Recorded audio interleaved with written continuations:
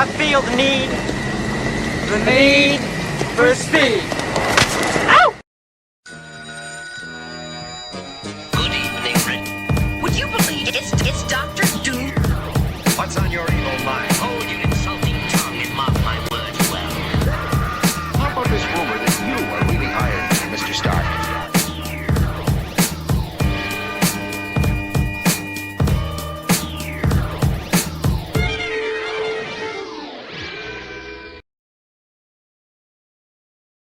Hello, and welcome to another exciting episode of the Comic Book Chronicles.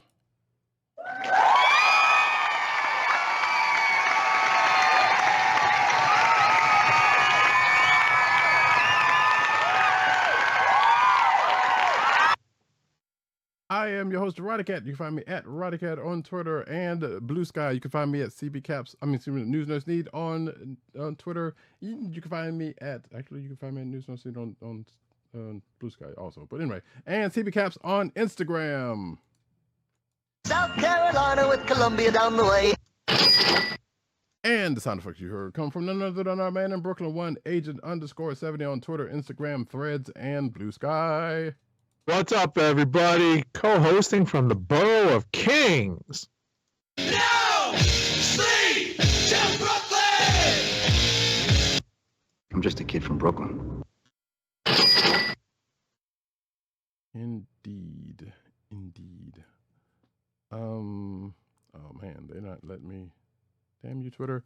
Anyway, we'll get to that in a second. Yeah, folks, this is the Comic Book Chronicles, and you can find us on the Cold Slither Podcast Network at CSPN.us.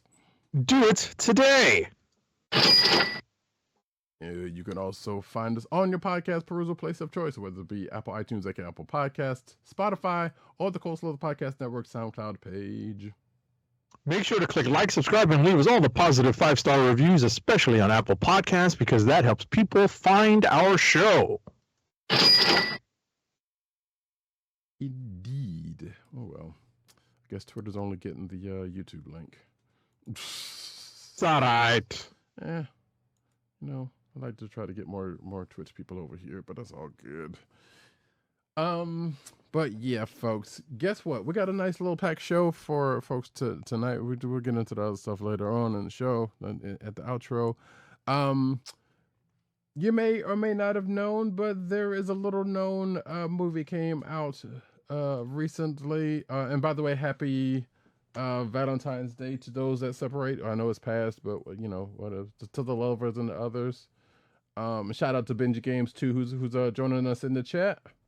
Shout out.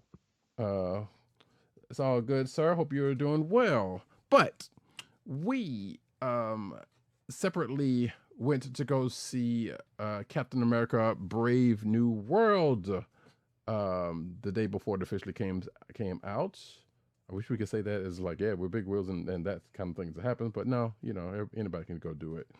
And we're going to talk about that now. Spoiler free. But we're going to ring the bell just in case. Of course. We'll ring the spoiler bell because it has only been out for basically a day and a half, maybe 2 days and a half total. Mm-hmm. So here we go. Spoiler, mostly spoiler-free review. So let's say spoiler light review. We're going to ring the spoiler bell here. In 3, 2, 1, spoilers for Captain America Brave New World. Yes. So go ahead. Well, what I was going to say is, just to get the ball rolling here, is that much like everyone else, it feels like we're going to come down with both good and bad parts to this movie. And that's generally how the public at large seems to see the movie. I've listened to a few podcasts on my own since I watched the movie, and interestingly, I got mostly positive reviews from the people I saw the movie with, but based on just the conversations I overheard on the way out of the theater, there were some negative, or at least negative tending towards a negative review. So it's kind of split a little bit somewhat down the middle. I'll hand it off to Roddykat with that and ask him, what his overall view was, and we can get into some of the, relatively spoiler light discussion. Yeah, so I'm going to repeat something that I said in our pre-show meeting, in that, just to kind of cut to the chase here. This, and you've also said part of this, so I'm also going off of that. But this movie should have been two different movies. It was basically a Hulk movie with Captain America in it. Right. When it could have been more, and it started off, granted, which, by the way, I'll go ahead and say that, hey, if you kind of wanted a little homework before you go and see it, and you haven't watched Falcon and Winter Soldier, you might want to go ahead and do that. And also, when was that Hulk movie, actually? I forgot. 2008. Thank you. Yes, because I totally forgot. I was about to think of it. Came out the same year as the first Iron Man. Thank you, because I was going to say 2008, but I couldn't remember if that was actually the case or not. So thank you. So yeah, the 2008 Hulk movie with Ed Norton, who I think I just saw on some talk show recently. So that was kind of also funny. But those two things, are what you would probably want to get brush up a little bit on if you are wanting to go into this movie, because if you're like both Agent 70 and I, and probably other people in the crowds were like, wait, and Agent 70 said this prior to the show, but it's like, yeah, there were some people who was like, wait, so gotta remember you gotta remember what happened in the Hulk movie. Which, right, given all the trailers, we knew a Red Hulk was going to be here, and if you're into enough news, you knew there were going to be some things that was going to be, or certain things and people that were going to come up in this. So that was from right. That there were going to be some instances of returning characters from that 2008 Hulk movie. Right. And that's really where what's important to get. That's what's important to get from a rewatch of that movie, if you're going to rewatch that before going in to see Brave New World. Right. So that being said, So that being said, like, this would have been better if they had cut the front part into the Captain America movie, because again, or a Captain America movie, because there was enough to go on to do that, leading up to a certain reveal. And kind of building on around that, and then the rest of the movie is basically the Hulk movie, which again could have been a Hulk movie. So for whatever reason, they were not trying to do a Hulk movie. I know Agent 70 kind of mentions a reason prior to the show, but like, they could have just done this for that. It makes very little sense. Right. Like, one of the things that I did over the last, over the last several months, I have had some time to read, like, actual, non-comic book reading. So I actually half listened to and half read the what's the full title of the book for those people who want to follow up on this. Was MCU: The Reign of Marvel Studios by Joanna Robinson and two other co-authors. And Joanna Robinson, I listen to the work that she does for The Ringer and the Ringerverse, podcast-wise. And, they wrote this book going over the history of the MCU and the Marvel Studios activity, from its founding to now.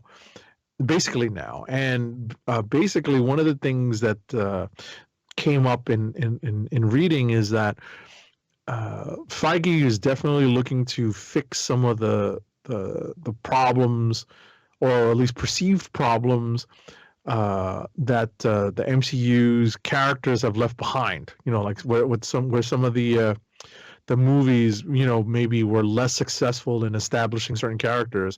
And it was interesting that they used Brave New World as a vehicle to revive some of these Hulk characters, because they don't want to go through the hassle of sharing profits with the Universal Studios to do a Hulk movie. That's really what that comes down to. While they may have the rights to do the Hulk as part of non so long as I believe that the terms are, so long as the Hulk is not a primary character in the title, then they're okay with using the Hulk. Right. And that's why they've been able to incorporate him into so many other projects. But unlike Ragnarok, we get a lot of this is basically a Hulk story in Brave New World as opposed to a Captain America story. One of the at least to me, one of the weaknesses is that I kind of forgot what was developed in Falcon and the Winter Soldier, like where Sam had come to a point where he was established, because in my mind he's already established, but I guess it's because I also read the comics. So I kind of intermingle the two universes and the two and the two aspects, the two characterizations of the character. Mm-hmm. Right. That's I guess a personal weakness of mine. But at the end of the day, I personally liked, when it comes to what I liked in this movie, I definitely like that they differentiate, for the most part, what makes Sam different from Steve Rogers, like in terms of combat, in terms of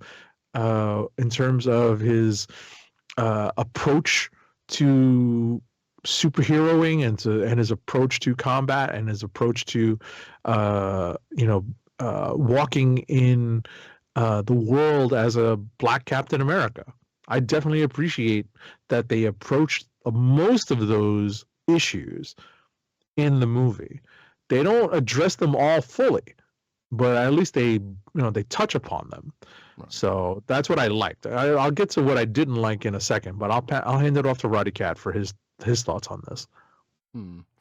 I mean, I everything I've said, previously is pretty much that. Like, the movie itself is not a bad movie. I do agree with a couple of things that Agent 70 just said. Actually, and while you were saying that, you just kind of reminded me that that there was one part of what they tried to establish with this movie, with Sam and his turn as Cap, kind of slightly remind me of Bucky's in the comics, because in a way Bucky was a little bit meaner. Right. So right. So I'm kind of wondering if that was actually a touchstone that they tried to do, since Bucky did not it did not happen for Bucky in the MCU, basically. Mm-hmm. So now that you said that, it was like, now there's something to think about. But that being said, yeah, the movie in itself, and I'm going to borrow again from what Agent 70 said prior to the show, but yeah, it is a decent action film. Like I said, if it wasn't for the fact that it probably would have been two better movies if they had made the two movies that they should have made, as opposed to using this, putting things together, and even using the setup that they are going, the things that they are setting up going forward, which I'm glad some of it was addressed, because we had not heard of some of this stuff, prior to this, and we were kind of wondering if they were ever going to. But again, if you had tacked on to any of the rumors about some of the plots of this movie, congratulations, you're right, because most of that is the case here. That it may or may not be a spoiler if you have paid attention to the rumors about what's going to happen here. And yeah, so, and well, we had talked about during before the show about one particular thing that I didn't think was spoiled, that I guess we did talk about during the show, according to what Agent 70 said. So I don't remember.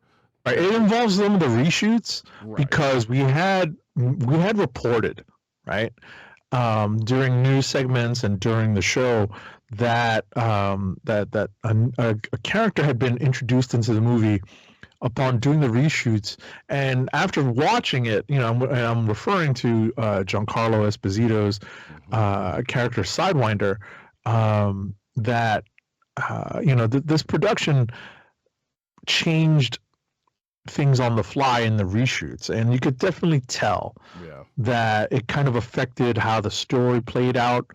And it's kind of a weird it's kind of weird going into like the 25th or 26th, whatever MCU movie it is. Like, oh, okay, so this one had a few issues with storytelling and pacing, and they probably could have cooked the script a little bit longer. Mm-hmm. To come up with some I don't know, some more Cap stuff. Actual Cap stuff? more Cap stuff, more character development. I guess they accomplished. They feel like they accomplished a lot with Falcon and the Winter Soldier, but it still left this movie wanting in that regard. Mm-hmm. So, but yeah, that's one aspect of it. Right. There was a character that shows up in this movie, and we're going to be talking about another Captain America. We're going to be talking about Captain America, Sam Wilson's comic book when we get to comic books. So there will probably be some parallel talk going on in there in a way. But there's a character that shows up, and I'm sitting here thinking to myself, wait, who is this character again? Because I don't remember when they got it, when they came into the picture. And I think this is one of those cases where this character just got introduced in here. And we're just like, all right, we're just gonna go on with it. But that character, and like that character got no development. But I did find out a little bit of information about the comic book version of that character as when I did a little bit of research after the fact, because I was like, why does his name sound familiar? And it's not basically is and is not the parallel of a person that shows up in the comic book this week. But okay, so they pulled a version of this name from Falcon's history. Let's put it that way. Mm-hmm. So that was like, all right, cool. But they didn't really say anything. There was like all we got was like, hey, here's this person. I'm like, okay. And they were all through the movie, so that was the thing. But we didn't really get too much amount of it. They were a side character, but still, you kind of be like, okay, so you're just gonna throw. For those of us who were paying attention to some of this, it's like you're just gonna throw this character in here and not really give her, not tell us any more about her outside of the one throwaway line, right? So there was that. What up, Von Gloom? You know what? You're right on time. We're just, we hadn't really, been at this long, so you're good, sir. But welcome in. Welcome. Yeah, but you said you had some negative thoughts about the movie before we move on. Ultimately, what I thought was just a disjointed watch. I kind of got the idea that they, had put in the Giancarlo Esposito thing, and that part it felt tacked on, right? And that's essentially how all those scenes felt, where they were reshot, they're put in, and when you're watching it, you're just like, oh, okay, so how does he affect the story? He's just some sort of random guy just stepping in, kind of in the Betrock Zeliper role. I was thinking Crossbones, but sure. Right. That's also kind of like the throwaway bad guy. Mm-hmm. The secondary, interim boss level bad guy. I get that, but it just felt super disjointed. Yeah. And but in terms of some of the other stuff that I didn't really like is that like just to fully expand on your joke about how this is a Hulk movie with Captain America in it, Ross really is the character who experiences like the emotional arc in this movie. We don't get any kind of emotional arc at all for Sam. Right. And that's a shame. A little bit, but yeah, it was basically at least let me phrase that. It can be perceived as a little bit coming out of Falcon and Winter Soldier, but still, you are absolutely right. We didn't really get much. Like if you think about it in a certain way, it's like, okay, he's just still wrestling with that whatever happened there. Right. So, but yeah, we really never really gotten any resolution or anything else from that. Right, and like the kindest view on it. My kindest view on that would be, it's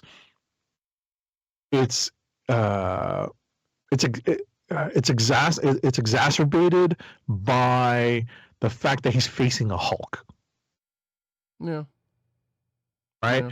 It's one thing where they actually make reference to how many space invasions did Steve Rogers take on, right, in his MCU career, and I'm like, wait a second, that's in the MCU career. It's not that many. If we're talking about Marvel Comics, there's you can't even count on two hands. But and but at the end of the day, it's one thing for Sam to take on John Walker, right? It's another thing for him to take on an actual, maybe not a Green Hulk, but in this case, a Red Hulk. Yeah. Yeah, You know, and I think part and to of kind of rub those inadequacies that he might have, with salt. I mean, let's look. Steve's got the super soldier, but do you think he would have fared that much more better against the Red Hulk? He would have approached it differently. That's the only thing we'll say. But that's the line of thinking. At least from Sam, I would presume that would be the line of thinking from both the writers and Sam's point of view. Right. Which actually, I'm glad you mentioned that though, because it brings back something I said before the show. It was like, the movie felt like it kind of mirrors Sam's original Captain America, run in the point, and I guess even up to now, if you think about a couple of things that's happened that we had talked about in the past, but the fact that he had put in situations that seem kind of ridiculous for him to be in, but then I guess you could say that about that Steve run when he was doing magic stuff recently. But beside the point, like,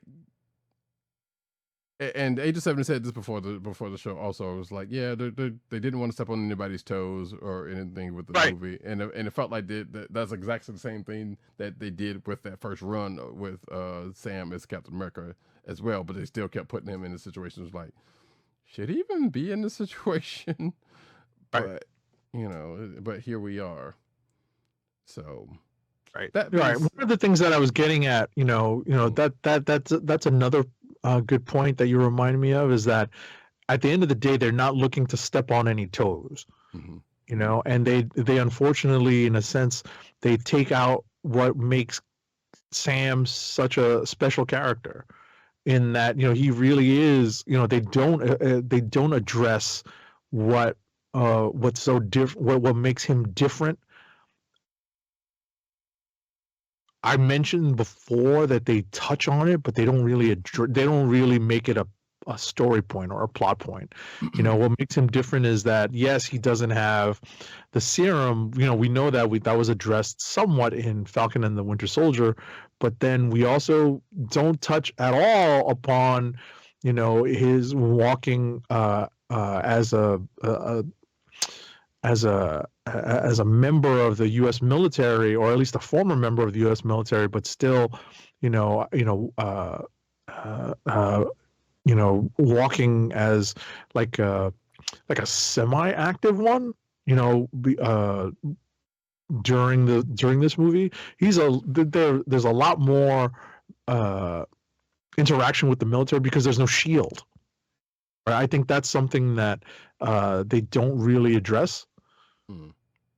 As a member of the military, as a member of an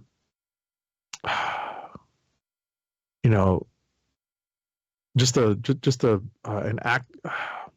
I'm having trouble with my words when it comes to trying to express this particular point, is that they're not touching upon some of the potential landmines, and that's a shame. Right. There's a lot of like social storytelling that they could do with this character in the MCU, but they're choosing not to. Right. Now, that being said, they did touch upon an aspect of difference of Sam from Steve but it leans on the fact that you have to remember how Sam came into, in what capacity, and what he was doing, because they did bring it up during the course of this movie, but you still have to kind of remember, oh right, he was doing this. And and that aspect they did kind of play up in parts of the movie, and even in the resolution of a thing, which, let's face it, sure. And matter of fact, well, that and brings up a point, because it is an aspect that is mirrored in the first episode of season 3, What If, and how he handles that situation. Right. It's a pretty similar situation.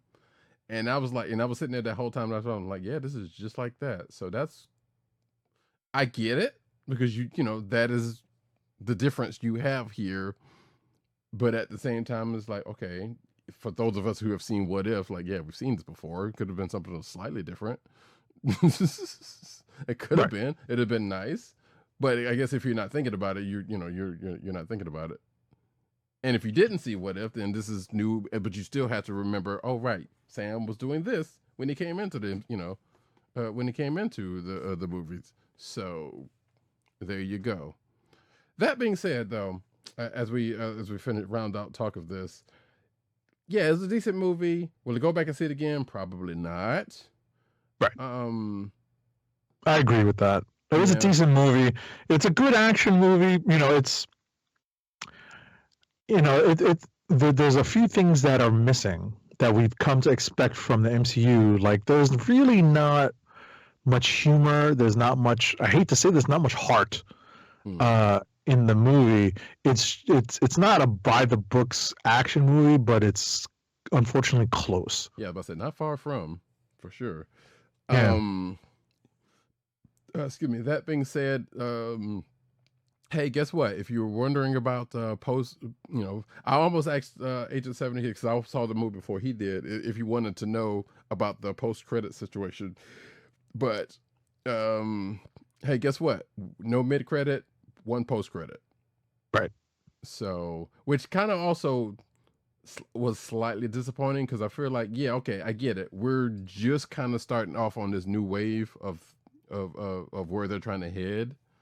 So, but there's this other kind of thing that was like, okay, they could have very well set up, or at least touched on this other thing that we could have gotten in touch. We got a glimpse in Falcon and Winter Soldier that could have been the case, that could have happened, or that could still be happening at some point. I don't know, but not they didn't do that here. So, right.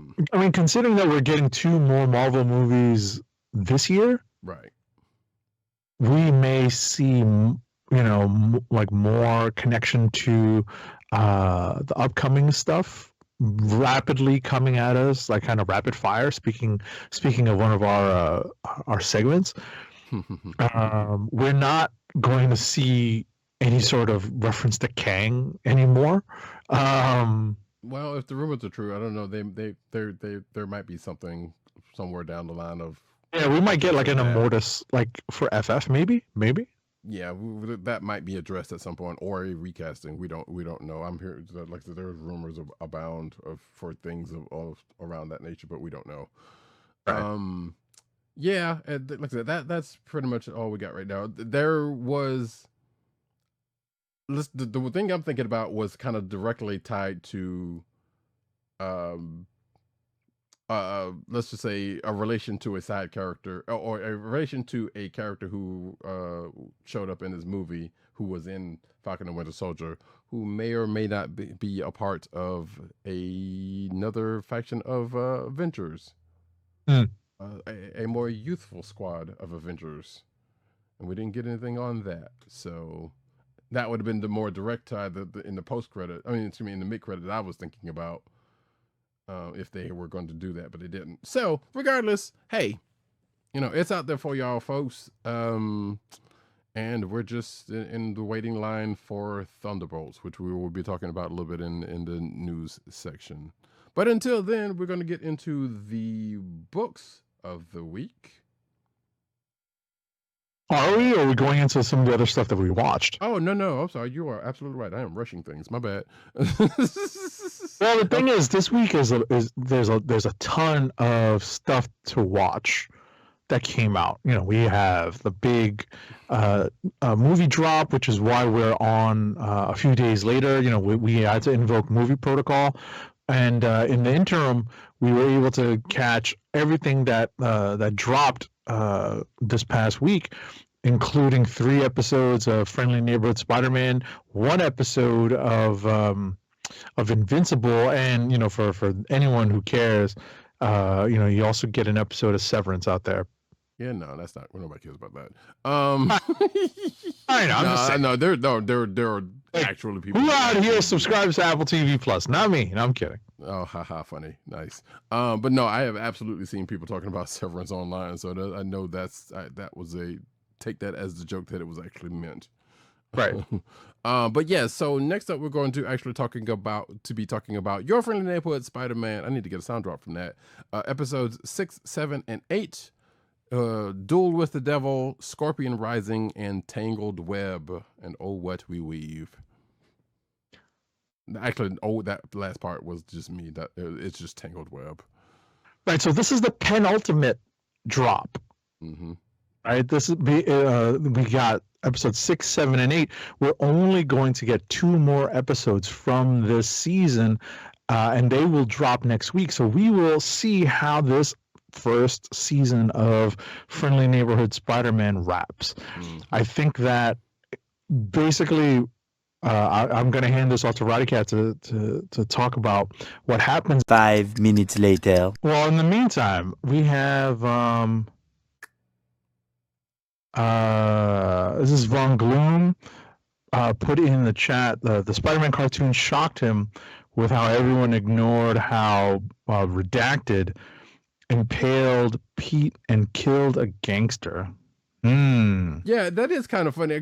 So the thing I was going to say is that because it's been, I think I watched all 3 of these episodes like Thursday and Invincible. So, and we are now recording on a Saturday night. So these things are starting to run together at this point. But the first episode was basically, hey, guess what? Daredevil shows up. And yes, it was Charlie Cox, as we've already talked about in the past. The second one was basically, as the name implies, Scorpion Rising, and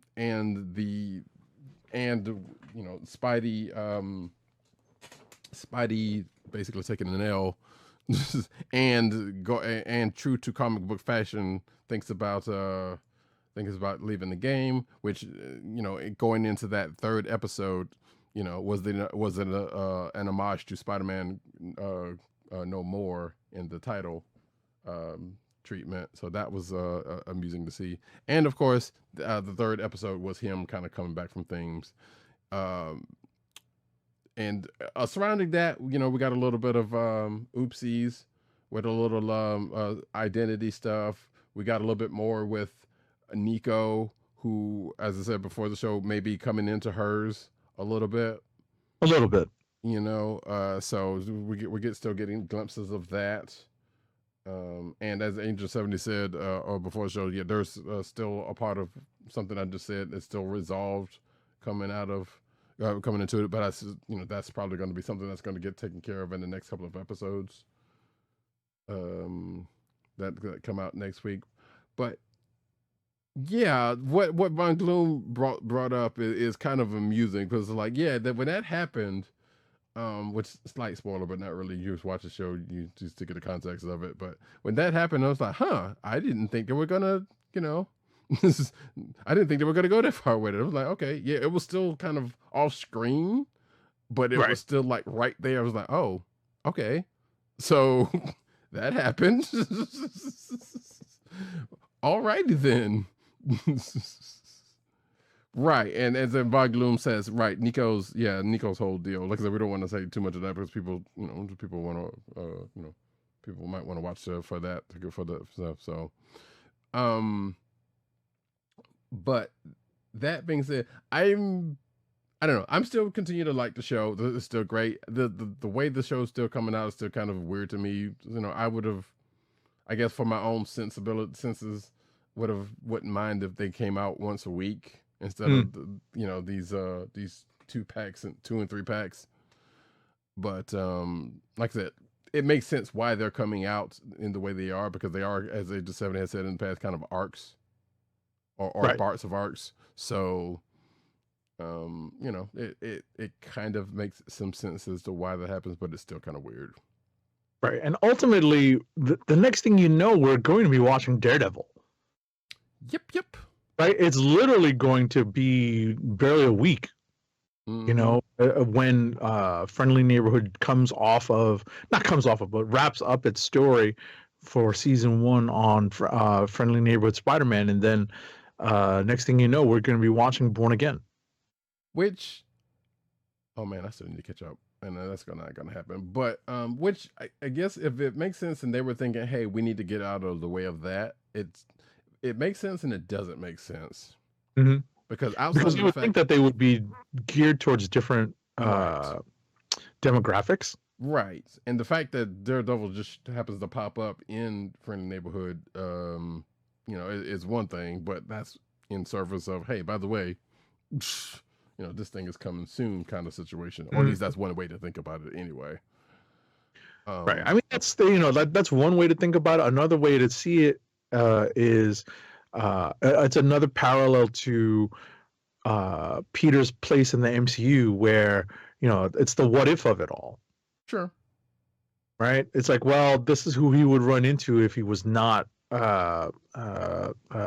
taken under Tony Stark's wing. Yeah, maybe. I mean, it makes that makes more sense. But at the same time, he would have run into him this way as opposed to running into him in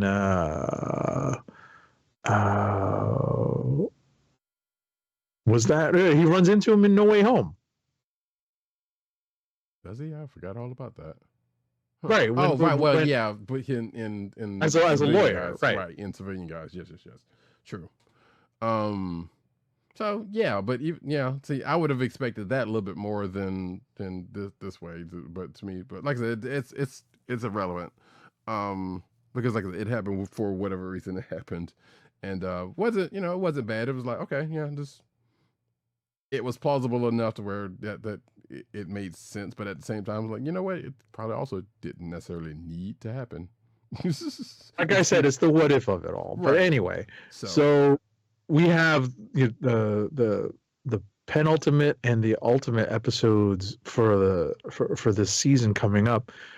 I wonder how they're going to tie things up and leave things hanging for a possible season 2. Yeah, because the one thing I thought was going to happen kind of happened.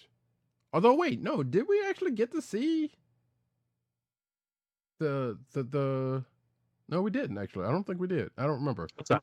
So I thought we were going to end the season because we know he's been going through different suits. Mm-hmm. And I thought that we were going to end the season with the classic suit. We get to see a reflection of it. Right. We get to see a reflection of it in his glasses. Right. And we get to hear Harry Osborn paraphrase a certain famous line, and it made me scream. I'm pretty sure I screamed in my house. Yeah, Agent 70 took at me when he said that, but yeah, like I had a visceral reaction. Like I literally was like, "Wait, stop, no!" I was amused by it, but yeah, I didn't have that kind of a reaction to it, but it was amusing to me. But yeah, and so that being said, we're probably going to see the suit like the next, come into the next episode as opposed to being like the end of the season. And Agent 70 also mentioned something about someone else is probably due to pop in, speaking of what if, about the time, I guess, during all this, or it could potentially pop in, during the course of this. There was something else I was missing. Oh, but Von Gloom mentions the Tombstone angle still feels stupid, but makes sense with what they have established with the character. Tombstone feels like an inversion of Fast and Furious Vin Diesel. Family. Yeah, I guess there's no way there is a way to know what could potentially happen with that, but we don't know if they're going to take it all the way there with that character. Right. What's interesting about Tombstone is that he seems to be a popular go-to for Spider-Man adaptations. Right? Because if you recall, he was part of the Spectacular Spider-Man seasons, because they probably didn't have access to the Kingpin. Actually, no, I didn't, because I only watched a couple episodes of that, but yeah. So I was a big fan of Spectacular no. Spider-Man, Yes. and Tombstone was definitely like a stand-in for the Kingpin. Sure. Yeah, and they did use them a fair bit in the '90s version, so that's not not surprising there. There was a couple of other little minor things that happened during the course of these episodes that I was just. Oh, you mentioned one earlier. Actually, we got another. Technically, the Sinister Six kind of is coming together, because we have seen at the very least 4 members already, including who shows up. Wait, was he? He was a member at one point, right? Chameleon. Was he? I believe so. Yeah, so technically we've got members of the Sinister Six running around, or have been around, or have been introduced, excuse me, and or running around now. And so that could be something for next season, or probably season 3 if it gets that far. We don't know, but all of that is kind of coming into place. We also got a little bit of Goblin tech, in a way. I know this is kind of spoiler, but you know what? Hey, you wanna watch it and see what I mean, because we're not talking about in the way of being used the classic way, but kind of. Right. Kinda. Yes. So and that was from episode 7, so that was something. We also got an Avenger show up. We did. Again, the whole what if thing.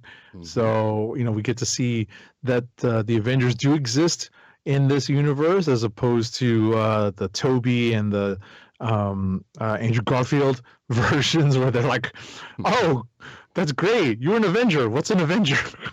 Right. Exactly. Tombstone was so efficient and brilliant and spectacular Spider-Man, says Von Gloom. So, okay. Yeah. And yeah, Chameleon was. Peter can't handle 6. Well, yeah, so that's why they're kind of, obviously true to any adaptation. They're going to introduce them one by one, and if they plan on putting them together, that'll happen somewhere down the line. So, right. Because he hasn't even gone against the one person that's kind of been behind some things yet. So he's only been dealing with people who have benefited from the person doing things that we know is going to be the case. So yeah, that's going to be somewhere down the line, and at that point maybe he will be able to handle them. But yeah, he's still in his year 1 I got so much to learn phase. So, and it's, if they probably do right and they give the show some seasons, which they're being that they're doing 10 episodes, and I don't hold out hope for that anyway, but that's just how things are going nowadays. So that's right. Nothing indicative of anything else but that. So, but if they give them some more seasons, then hey, we might see them actually naturally grow into things and be able to do that. We'll see. Let's hope. Yeah, because I'm enjoying myself watching it. Mm-hmm. Same. It's just fun. Yeah, absolutely. Yeah. So, that being said, we're gonna move on to the other show, which is, I wish we had the Invincible thing to just splatter on the screen, but we don't. Invincible season 3 episode. Wait, was that episode 4? Right? Damned if I know. I'm trying to pull it up now. I actually had it up, and I forgot to make sure that I checked the episode number. But I did get the name, which is "You Were My Hero." Was the title of the show while I'm pulling this up. Yes. Episode season 3 episode 4. You Were My Hero. There we go. So I like what Agent 70 said before the show, and I'm going to have him repeat it about what he said about this week's Invincible. Oh, Death by Mark. Yes. It's a play on Death by Cop. Right. Because, one of the storylines that, one of the interesting parts about Invincible is that the the episodes are of such a length that you can actually explore multiple storylines, fully during each basically like not quite an hour. And one of the storylines in this is a future story, is a time travel storyline, where one of the mild spoilers here is that one of the longer lived characters goes rogue, and basically it's up to Mark to put him down. Mm-hmm. That's absolutely just one part of the story. And there's a couple things going on. Some relationships get explored here, and one of the other relationship, there's the obvious relationship that gets explored, and then there's another relationship that gets explored between I kind of despise the fact that Seth Rogen is the voice of Alan the Alien. That's not who I was thinking about at all when you said that, but yes. He's using they're using that particular situation to explore another relationship between Omni-Man and his wife. Right. I was thinking you were thinking of the possible potential relationship between, and I hope this doesn't happen, Shrinking Ray and Rex explode. Oh, that's another one. But yeah, I get it. Yeah. So, because that was the thing that the episode started off with. But yes, that whole thing. So we were talking before the show, and this was a weird one where it's like the show starts, and then like 15, 20 minutes in, you get the title card. And then another, 20 so minutes later, or whatever the case may be, you get basically end credits, or you get credits, not full end credits, but you get credits. And then it goes into just the part that Agent 70 was just talking about. And that shit was funny to me, even though I think they've done that before. So, right. It just throws you off. It throws off how you digest the show. Mm-hmm. So, Von Gloom says, I need to read Invincible because I think Ford might have exposed the paradox with the ending, but I have a double check. Well, I mean, let's face it, I don't think they're doing the book word for word though. So, I mean, they are definitely pulling stuff from the book from what I understand. Like neither one of us has read it, so we don't know. But but that being said, I'm also kind of with you about wanting to read Invincible, because I think I probably said it almost every week this at this point. Because it is a curiosity how much parallel to the book that the show is having. Mm-hmm. But I'm also having fun, like not worrying about that at this point. So, right. We've joked about it before, but it's like being anime only. Right. Plus, it's like I'm not reading the manga on this. I'm not reading the source material. I'm just going to stick to the animated series. Right. Plus, being as, I guess, as dated as the original comic book run was, yeah, there definitely is going to be some things changed.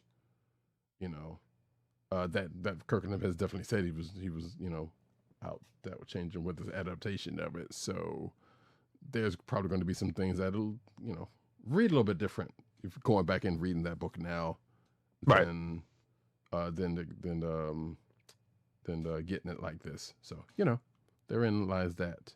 Von Gloom says the show has made better choices and rearranged certain events where they made more sense. Right. So that was kind of the thing that they were intending to do from accounts. So, which is cool. Like I said, having not read the book, I wouldn't know. But at the same time, there are some things, even though I haven't read the book, there are some things that I remember happening in the book, and I'm kind of wondering if they're going to actually do one of them in the relation that has to do with another character taking up the mantle. And I'm kind of wondering if they're going to do that. They're definitely getting to the part where it's like, yeah, I knew a couple of things. Somebody else becomes invincible. I think I knew about the kid brother a little bit, and knew about Mark and Eve's relationship. And how it, how it ended up in the comic book, basically. That's pretty much all I know. They have definitely done the Marlowe twins better in the show. Yeah, I wouldn't know. So that being said, though,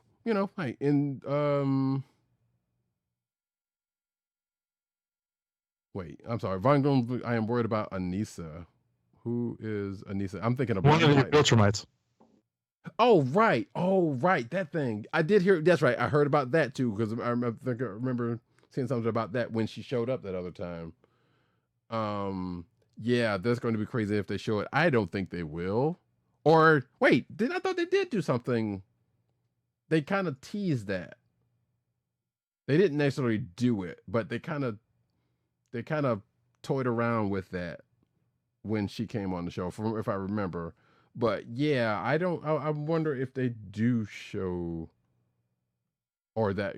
I feel I would have to go back and watch that episode because I feel like they might have already kind of done as much as they're going to do with that from what with that if that happens, or that might have happened. So I don't know, but regardless, like I said, Invincible still a good show. Yeah, like I said, I'm they're still kind of playing the long con or long game here, I guess. Yeah, we're about halfway through this half of the season, and we've got 5 episodes. Got 1, 2, 3, 4 episodes. Right. We got 4 episodes left, right. And we'll see how they get to how they finish this season. I'm looking forward to it. Guess they might have the aftermath of Mark crying while wearing only his boots. Again, I feel like they might have.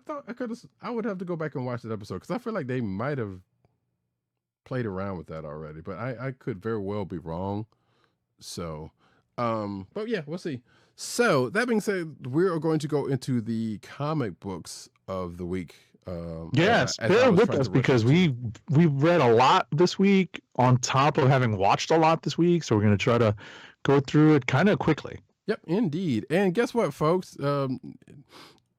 No surprise, we're going to start off with Sam Wilson, Captain America #2 of 5, which is a parallel story.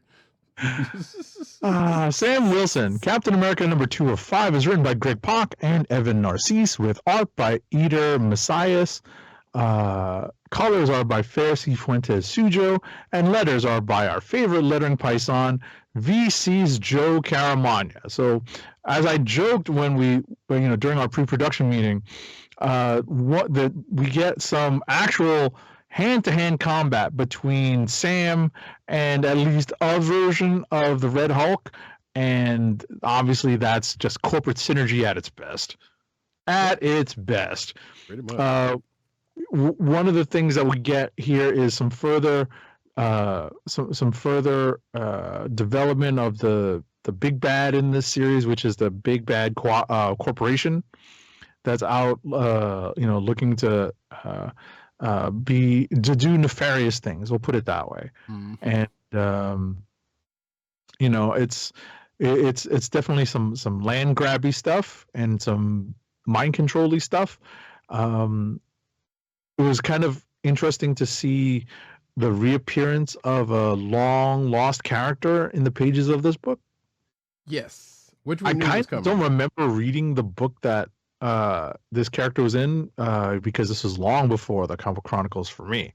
So right, and a book that we brought up actually recently because I was mistaken about where this character showed up. Right. But that I did read also. So, and I do remember.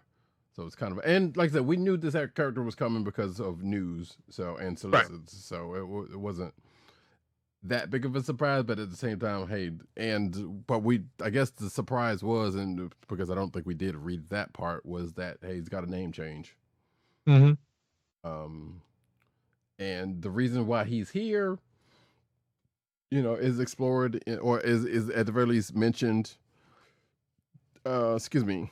And of course, with also synergy, this character is related to a character that shows up in, I guess related, quote unquote. But anyway, related to a character that shows up in Brave New World.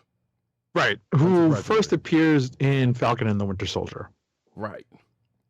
So yeah, it's it is amusing synergy at its best. But what we find out here is that when Sam. Oh, and they're also seem to be kind of rolling back Joaquin's mutation. You know, maybe trying to possibly get slightly more aligned with the MCU version just a little bit. Right. Synergy. Yeah, exactly. Because he shows up in this, and of course, you know, Sam's cousin, who does not show up in the movie, but but I guess someone of similar closeness to, well, not similar closeness, someone of a different type of closeness to Sam shows up in the movie. But the cousin that got Sam into this in the first place, you know, is kind of being a certain way about this, and that kind of lends into what happens at the end of this issue, which was an interesting last page. Absolutely. That's a great variant cover, by the way, that we have up on the screen. Mm-hmm. Yeah, I like that. That cover was up. Yeah, matter of fact, I'll put it back up for a second. Bing. It's kind of an homage there, and yeah, Yes. with Anthony Mackie, who's been making the rounds, of course.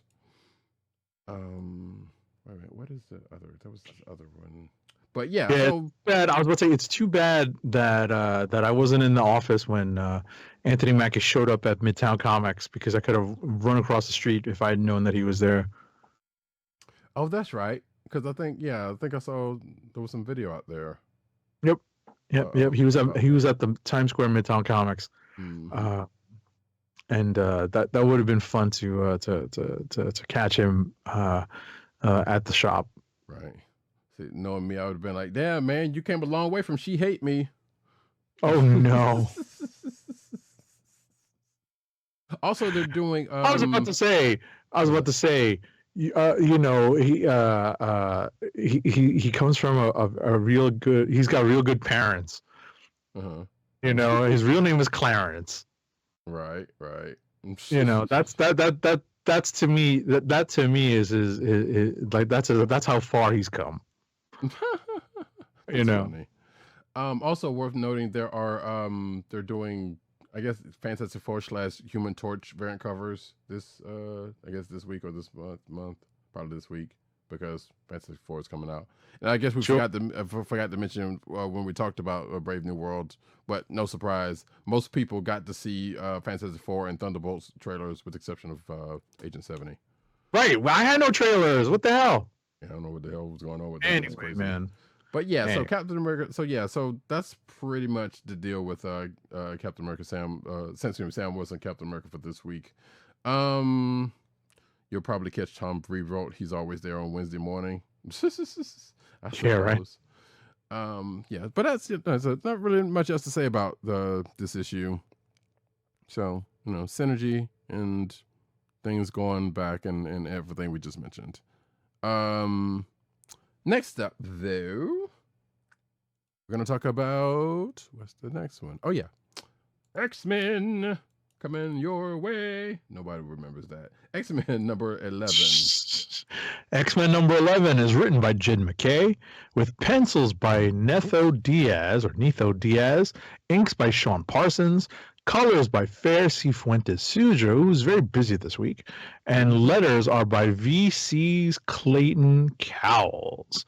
So in this issue, as I try to scroll through to get to what I remember about this book. Oh! So we get a little bit of kind of a crossover, kind of not a crossover, because in the Phoenix book, this character shows up to do kind of a guest appearance, guest arc with Jean Grey in space, which goes unmentioned in this issue. And this jumps right into a kind of a reversal of let's just say subverted expectations. Right. Yeah, so, and I think that might have that Phoenix book you mentioned might have been the last issue I've read. I think I may have read one issue after that. I can't remember. But regardless, that was kind of this. And by the way, this is a potential click of the week for me, because I enjoyed reading this.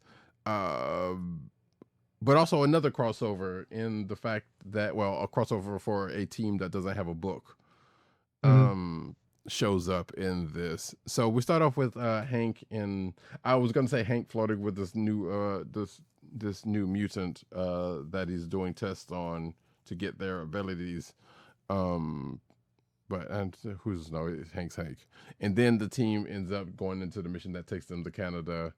And you can imagine who shows up because they're in Canada at some point, outside of the crossover Phoenix character that is of some familiar relationship to one of the members. I also forgot about the fact that Ilyana had some beef with him because of that last that last New Mutants run. Right, I was lost. I was like, wait, when did this happen? I know I read this. I'm sure I read this. I do not remember it.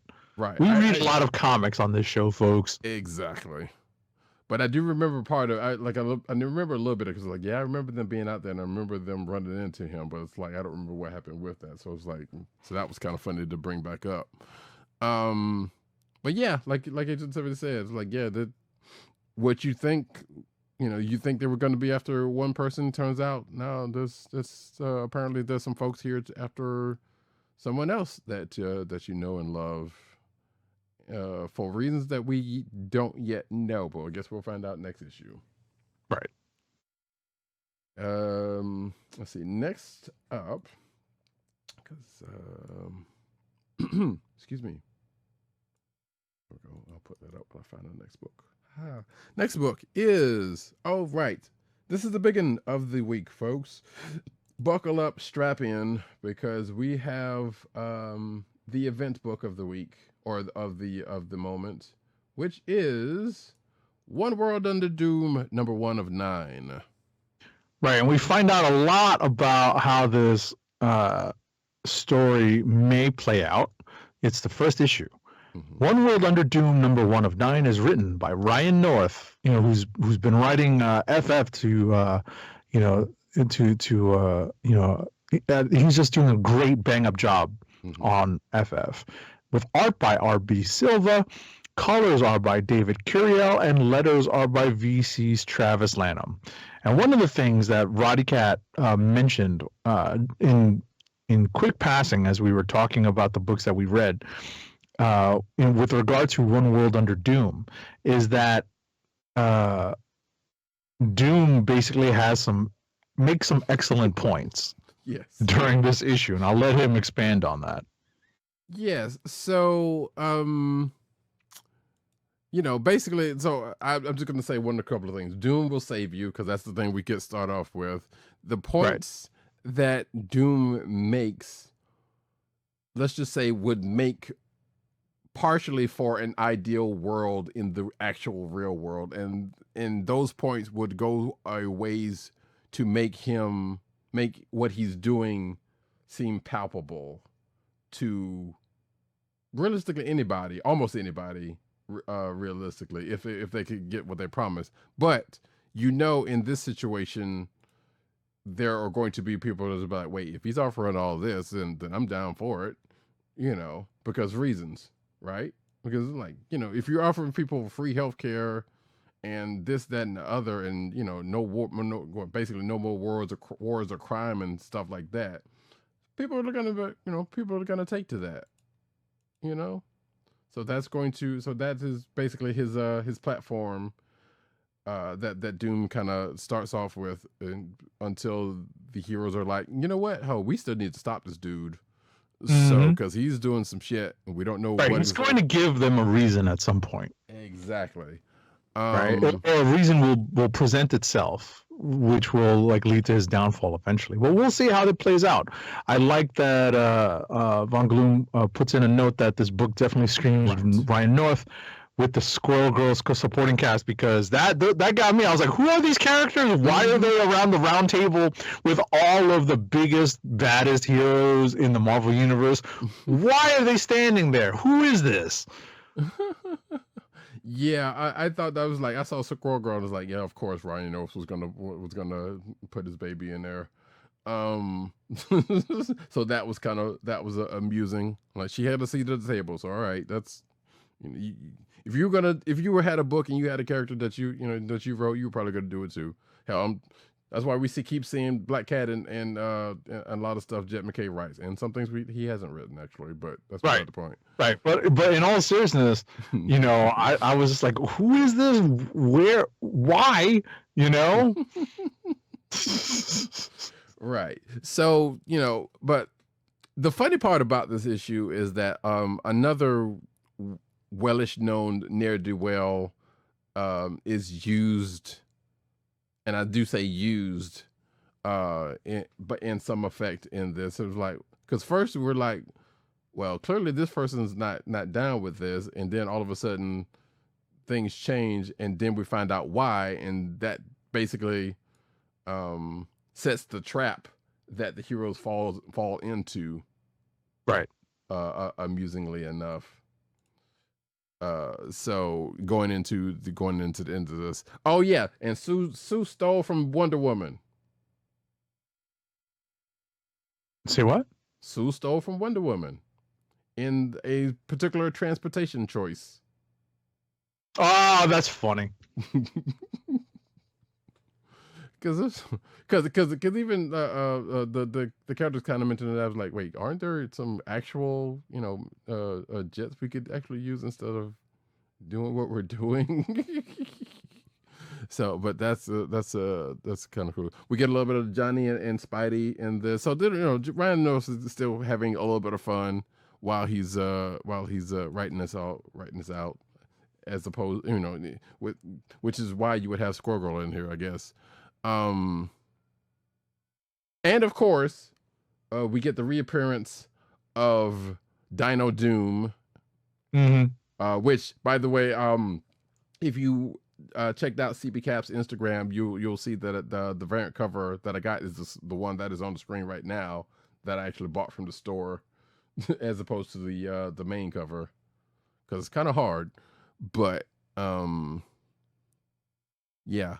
And there was a reference to Thunderbolt, that last Thunderbolts miniseries that apparently I didn't remember finishing, because I remember starting reading it, but there's something that happened in that book that is referenced here, and I'm like, when did that happen? I don't remember that, but then I remember reading up to a point where, okay, I can see where it could. So that's funny. Von Gloom says she did, and Warner Brothers lawyers are going to sue. Also says, I'm surprised the Doombot from Squirrel Girl didn't appear. Yeah. Johnny doesn't have his awful porn stash anymore. You know what? I didn't pay attention to that, so that's a win. I didn't pay any attention to that, so I guess he must have gotten rid of that. I guess we'll see that. Might be an artist. I was gonna say that might be. He still has a Fu Manchu. Right, he still has it in Fantastic Four, definitely. But it's there. He still has it in this book. He still has it. Okay. I didn't pay any attention to that. I give RB Silva a lot of credit. The art in this book is very solid. Right. Yeah, he makes some choices. One of the choices that Ryan North makes in this book, and it's kind of funny, and obviously there's a ton of stuff he has to fit into this first issue. One of the things that maybe I'm just used to the way they wrote Cap when he was like chairman of the Avengers and like the de facto leader of everybody when they all kind of charged off into battle, is that when Carol does it here, she says, all right, everybody, pick a team. You go here. The one team does this and one team does that. So right. pick the team you want to be on. I'm like, no, that's not how it's supposed to go. You're supposed to tell them where to go because it's supposed to be tactical. But whatever. Whatever. All right, calm down with that. Just saying. Like, not everybody's Captain American. Doesn't have to be. So Plus, I assume there's got to be a reason though, because now that you say that, that was kind of an amusing thing. It's like, I don't know, y'all just do y'all, pick a team, do what's the thing. Because you would think, it was like, well, why would they? They're already on teams. Like, okay, you got the Fantastic Four. They're just going to go and do their thing, and then everybody's going to go into their separate books, right, and do their things. Of which, by the way, there is a checklist for this month and next month. So in the back of this book, so you can, of course, keep track of this whole madness that is going on. So we'll see how it goes from there. But yeah, it was an interesting start to this book, and we're going to definitely start seeing them filter out into other books in the line, or throughout the line in the coming weeks. So Von Gloom says, damn it, you're right, it's still there. RB Silver just made it tolerable. It's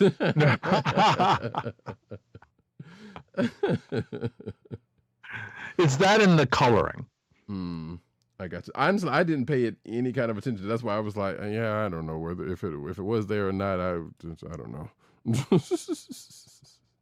So that being said, though, we're going to move on to the next book, which is the last book that we have in common.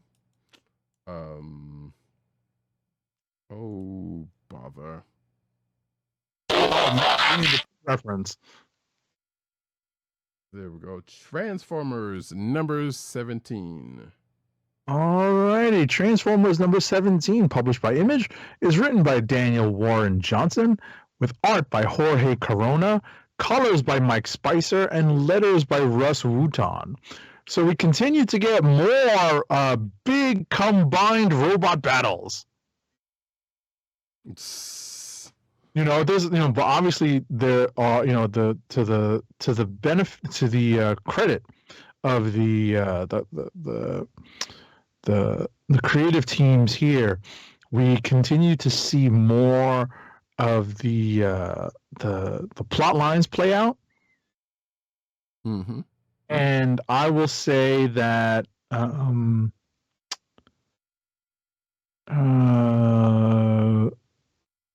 we get an interesting first appearance at the end of the issue. So for anyone who's speculating, I don't even know if this is something that you're gonna make a lot of dough on at this point, but because I don't know what the print run is. But hey, you get a first appearance of a brand new character in this issue.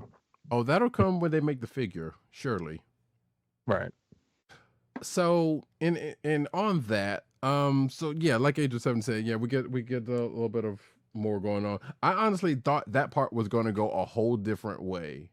I did too. Yeah. So, but we were going to get more combining exactly Transformers. Right, and maybe this one's going to be a triple changer or something. We don't even know what the case may be, but actually, kind of remind me of Death's Head.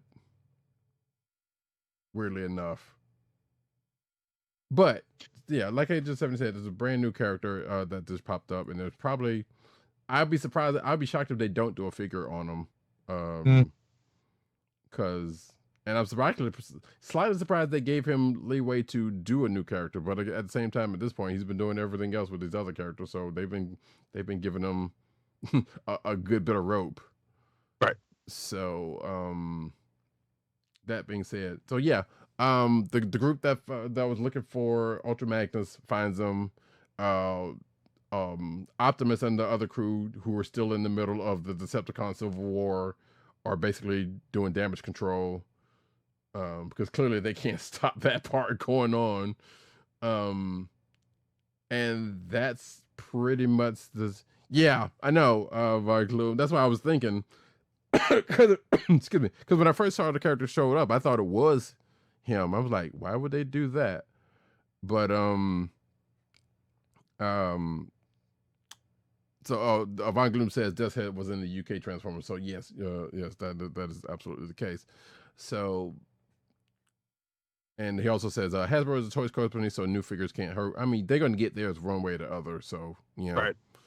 So that's not a problem. We also see an appearance of a Decepticon tape we hadn't seen. So that was kind of interesting. But yeah, that's everything that is going on with this. We also find out why Beachcomber decides not to fight, but at the same time, that part was probably irrelevant at this point. Like, we see what the catalyst was for that. It was like, okay, and that goes back to beginnings. Right. But yeah, okay, sure. Therein lies that. There's a couple little side things also happening with it, but those are the big things that happen in this book. Transformers still a great book, so we'll see what happens with this new figure in the coming issues. Which again, I believe Daniel Warren Johnson is leaving the book at 24, so he has said as much, unless that has changed recently, and I don't think it has. So we don't have that much longer left for this run. And don't know, or it just hasn't been said that whether anybody's taking over, if that's going to happen. So I guess we shall see if anything of that nature happens, with these next few issues. Excuse me. And with that, unless Agent 7 has got something else he wants to say about it. No. Rapid fire Review time. Here we go. I ain't got time to bleed.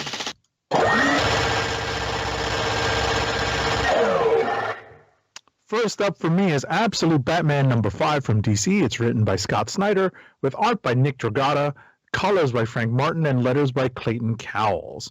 So we get to see in this issue the very first time that the best laid plans of the Absolute Universe Batman, the best laid plans do not survive contact with the enemy. They don't. Things go horribly wrong when his plan seems to work, but he suffers some serious setbacks as the result of what the enemy does in reaction to Batman's plan. So we get to see how he recovers from this, how this version of Bruce Wayne handles this particular form of adversity when he's on his own without any sort of money or some of the other things that we're used to seeing him have in his back pocket to help cope with villains who get the upper hand. Definitely a potential click of the week for me. Next up is Amazing Spider-Man #67. It's written by Justina Ireland with pencils by Andrea Brocardo, inks by Scott Hanna, colors are by Marcio Meniz. The flashback artist who does a couple of pages is Nico Henrikon, and letters are by our favorite lettering Python, VC's Joe Caramagna. So the X-Men are on hand to step into Peter's spot as Earth's champion, because he's basically abdicated his role, and Doctor Strange is looking to try to figure out how to convince him to resume. We may see some of these scions of Sidorak, accidentally find a way to get Peter back on the horse, as it were. Next up is Immortal Thor #20. It's written by Al Ewing with art by Jan Bazaldua, or Jan Bazaldua. Colors are by Matt Hollingsworth. Yeah, I was about to say, I don't think that's actually like super ethnic. It's just Jan Bazaldua. Colors are by Matt Hollingsworth, and letters are by VC's Joe Sabino. So this is another potential click of the week for me, because there are some pretty ominous notes being struck during the telling of this story. It's there's some pretty epic storytelling here, some epic art by Bazaldua, and it's teased here that we're getting to the end of this incarnation of Thor's story. So I'm actually looking forward to see how Al Ewing wraps, or at least tells, this part of the story. Next up is Moon Knight Fist of Khonshu #5. It's written by Jed McKay with art by Devmalia Pramanik. Colors are by Rochelle Rosenberg. Letters are by VC's Corey Petit. Roddykat, are you up on Moon Knight at this point? No, I'm still a couple of issues behind. All right, I will be conscious of not spoiling too much when we get here. In talking about this, because secret is revealed as to who Fairchild who Fairchild might be. That is the gangster who's basically taken the fight to Moon Knight and his Midnight Mission and his colleagues and basically teammates in the Midnight Mission. And that is the crux of this issue, is that we're teased as to what his ultimate identity is. Definitely a solid book, definitely a candidate. It's not a real contender, but definitely a contender for. It's not a real contender. I think Absolute Batman and Immortal Thor probably are the top two, but just outside of the top two is Moon Knight, Fist of Khonshu #5. It's pretty good. Next up is New Champions #2. It's written by Steve Fox with art by Ivan Fiorelli. Colors are by Arthur Hesley and letters are by VC's Travis Lanham. I know that Roddykat intends to read this. I will say that in this issue, the big gathering of potential new champions gets winnowed down to a select few who are going to be returning or rotating cast members. We get to see who is probably going to be amongst that group of heroes. And what's teased for the next issue is a confrontation with the previous iteration of the champions, who may or may not have given up the name at this point. So that's it for New Champions. Let's see what else we have next. Oh, we have Psylocke #4. It's written by Alyssa Wong with guest art by Moises Hidalgo, colors by Fair Cifuentes Sujo, and letters by VC's Ariana Mar. So in this Psylocke book, we get to see, some breaking and entering that Psylocke gets to pull off against this new character, the taxidermist, I believe he is. He's called, and over the course of this series, we've seen some flashbacks to the previous incarnations, is probably the best way to put it. Incarnations of Psylocke / Quanon / Revanche / it's a pretty convoluted history, but we get to go through some of that stuff here as we trying to figure out where this version of Psylocke stands in the current continuity, in the current story. It's actually a pretty decent read. And last but not least for me is Spider-Gwen, the Ghost Spider #10. It's written by Stephanie Phillips with art by Vaughn Randall. Colors are by Matt Miller and letters are by VC's Ariana Mar. I've said this before. I am a big fan of the Ghost Spider character. I'm very glad that they're really trying to stick to calling her Ghost Spider as opposed to Spider-Gwen. At least inside the comic book. And this issue is actually pretty well written. It finally deals with how we have a young, it's finally revealed, at least in story, who some of these characters are and how they're related to each other. It was always obvious to us, but Gwen had no idea, and there's some character interactions here that are expected, but there is a final splash page reveal, and we're going to get to see a little bit of the whole TVA related aspect of the story, and I thought that was fun.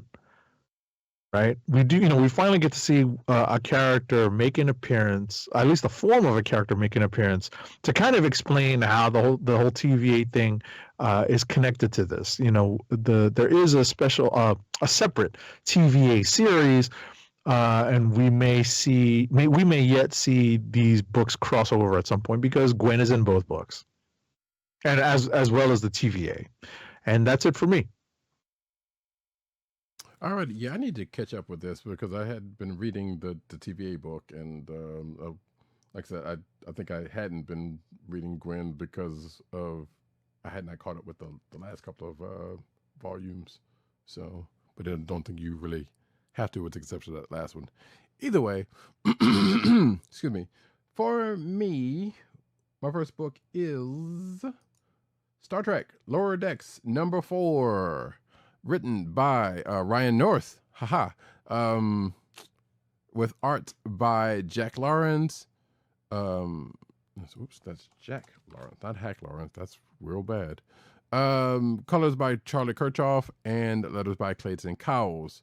So after the events of the last issue, where the crew of the Cerritos is trapped in a similar situation, seems to be trapped in a similar situation that at first blush could be stemming from what's going on in the Star Trek ongoing book, but it is not. It is definitely of something similar, though, in that there is a bubble of another universe that is encroaching in on ours. But in a very different case, it's not erasing everything. It's just overriding itself. And the crew of the Cerritos is trying to deal with the situation, and they meet up with the aliens involved with this other universe. And in true Star Trek fashion, crew members get taken over and or displaced, and things happen. But it all gets worked out in the end, thanks to a flaw in the aliens' plans. So therein lies that. And of course, in true Lower Decks fashion, the two folks who have lessons to learn in the episode / issue, and those being the ones on the cover, learn a little bit of lessons, put it this way, at least one in particular. Next up is Aquaman #2. There we go. Written by Jeremy Adams, with art by John Timms, colors by Rex Locus, and letters by Dave Sharp. So Aquaman has crossed over into I believe he has crossed over into the Absolute Universe, because the portal he goes into, from what I'm understanding, at the end of the last issue, and comes out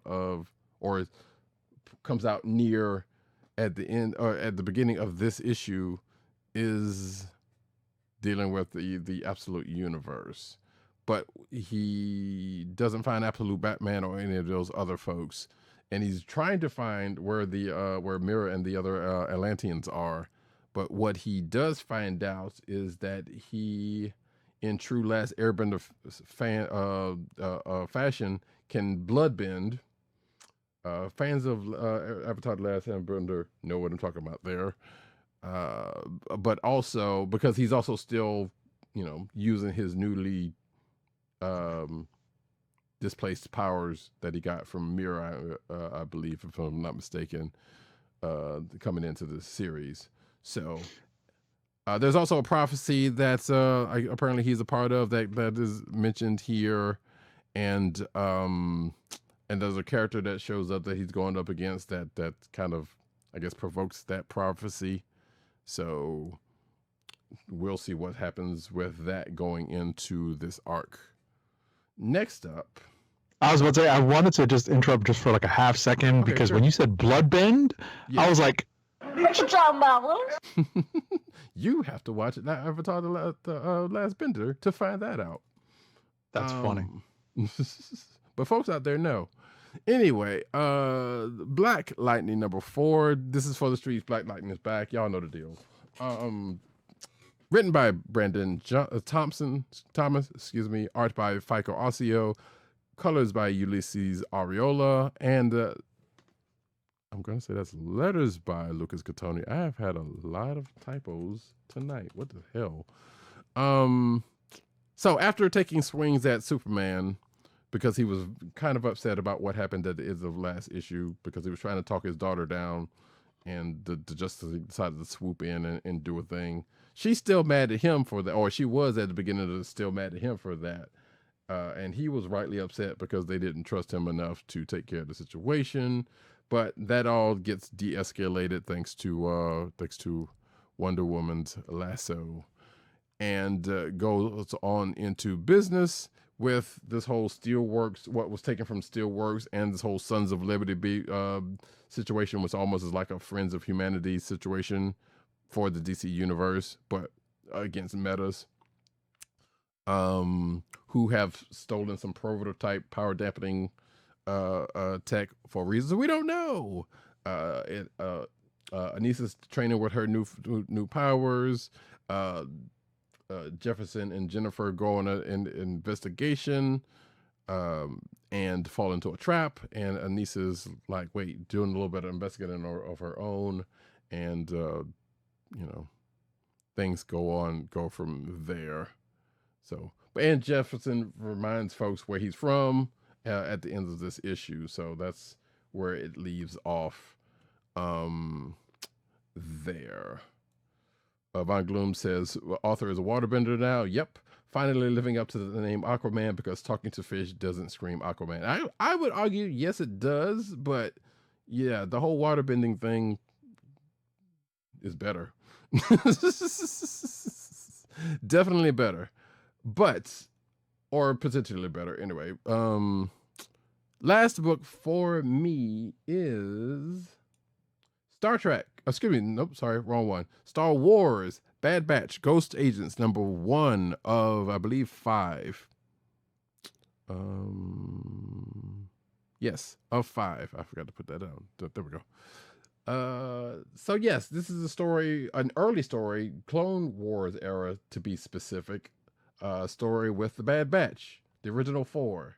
So that's before Echo and no Omega. And this is written by Michael Morrissey, pencils by Reese Hannigan, inks by Elisabetta D'Amico, colors by Michael Attia. Excuse me, I'm not sure how to pronounce that. My apologies. And letters by Comicraft's Tyler Smith and Bobby Bradford. You stop me if you've heard this one before. The Noctis has been stolen, and the Bad Batch has been tasked with getting it back. They have to, kind of find out who took the list and get it back. They're on Coruscant, trying to keep a low profile, but we'll see how long that happens, because it is, after all, the Bad Batch.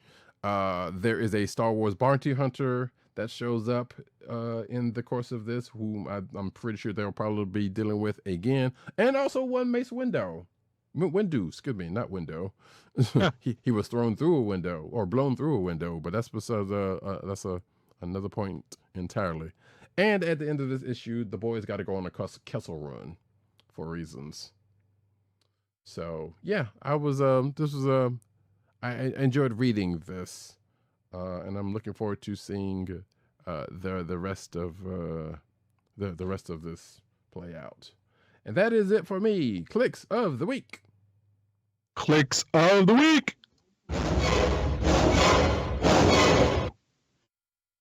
So, Agent 70, I have a couple of picks for you, actually, sir. Before you get into yours. Okay.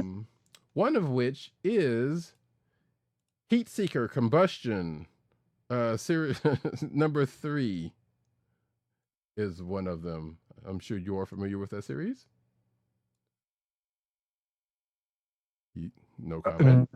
Crickets? Where the crickets? Where the crickets? Where the crickets? Here we go.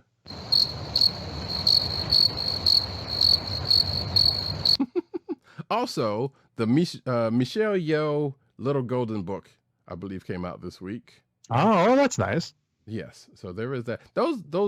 This new run of Little Golden Books is fascinating, because it's like, why they're just like, here, we're just picking about 5 or 6 people, and we're just gonna, or bump people, and just doing things.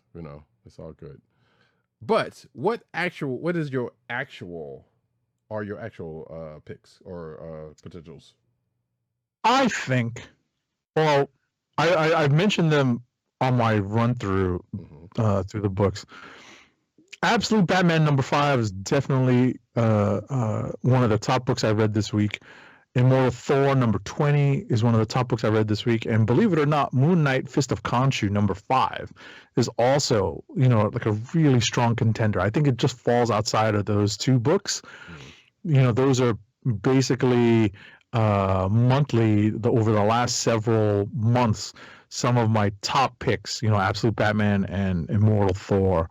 So I think I'm going to go this week with Immortal Thor #20 because that's my gut reaction based off of what I read this week. Okay. Yeah. And, not that big of a surprise for you. Sure. So yeah, for I me. need to catch up with this because I do love me some Al Ewing. And I was actually on that book at the beginning, but I just kind of, got behind on things. So Of course. But so yeah, I'm definitely gonna try to catch up on this. Also, because of this, because of the cover of this, I think I might have the title of this week's podcast. So thank you for that. All good. For myself, I did say X-Men #11 was a potential. So, and that continues to be the case. You know what? One World Under Doom actually kind of makes a case for itself this week. Granted, it's a big event, so you kind of hope it starts off on a good foot, and it does, or on an interesting enough foot to where you want to continue to read it. Put it that way. Mm-hmm. And I mean, obviously, I'm going to say Transformers because I do love me some Transformers. I don't think it's going to actually take it this week, but book's still great. Also, shout out to that Bad Batch book.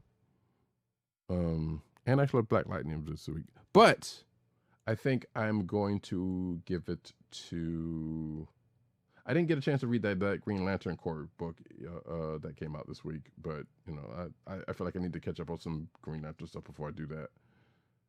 But I am actually going to go with One World Under Doom #1 of 9 for my Kliq. I did, like I said, that X-Men book. Yeah, great. I have been enjoying that and continue to. So that one, if it wasn't going to be that the Doom book, it was going to be X-Men probably. Quite likely. And with that, folks, we're going to get into the news section. But first, an ad read.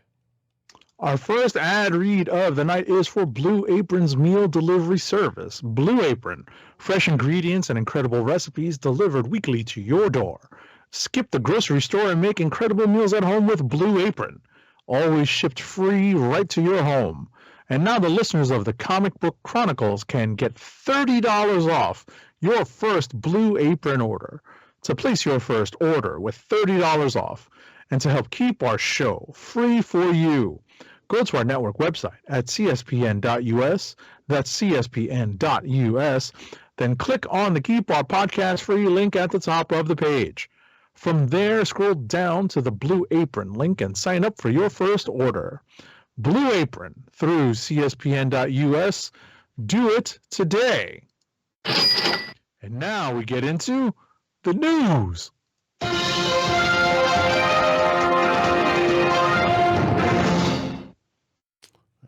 I missed my old wipe. I should have put it back. Cinematic news, as we do around this time. Start off with Spider-Man Noir TV series adds Captain America and Star Trek stars. Who will they play? Who knows? But let's see. Amy Aquino, who's best known, according to this article, for playing Anthony Mackie and Sebastian Stan's therapist in Marvel and Falcon and Winter Soldier, who did not show up in the movie, and Andrew Robinson from Deep Space Nine. Nice.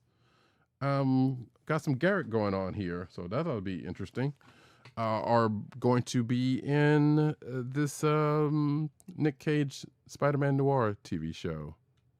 So, according to reports, it's still and we don't know who they're playing. So, yeah, interesting. Next up. Alrighty, your friendly neighborhood Spider-Man star Coleman Domingo wants to play Norman Osborn in a live-action MCU movie.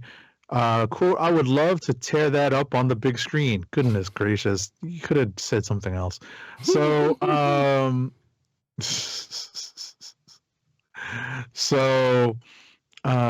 he basically says, quote, wouldn't that be kind of cool? That's cool. Yeah, I guess. Sure.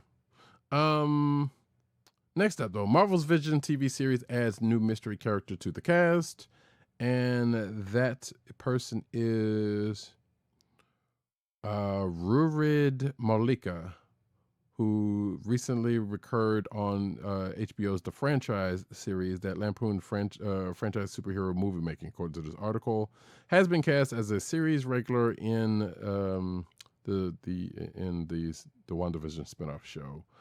Malika will reportedly replay a character named Tucker, although it's not known whether that's an original role or an alias to conceal the character's true identity within the MCU. So, there you go. Next up.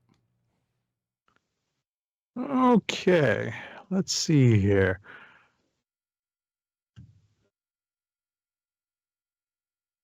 Marvel boss Kevin Feige hopes that Captain America Brave New World leads to, quote, full acceptance of Anthony Mackie's new hero, and, quote, that the shield has been passed. Listen, good luck with that. Tell better stories with him. That's what I say. Yeah, I have to agree with that, sadly. Because, yeah, they that one didn't all the way hit. But hey, here's hoping they'll correct that ship. Next up, it is a rumor that DeWanda Wise has been eyed for Storm in Marvel Studios' X-Men, and that Denzel could play MCU's Magneto. Please no, absolutely, please no. I like Denzel. No, that would be the driest Magneto ever. Now DeWanda Wise, hey, my man.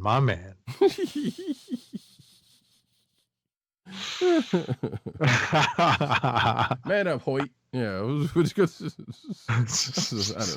know. Now I'm gonna have the giggles just thinking about how Denzel would play Magneto.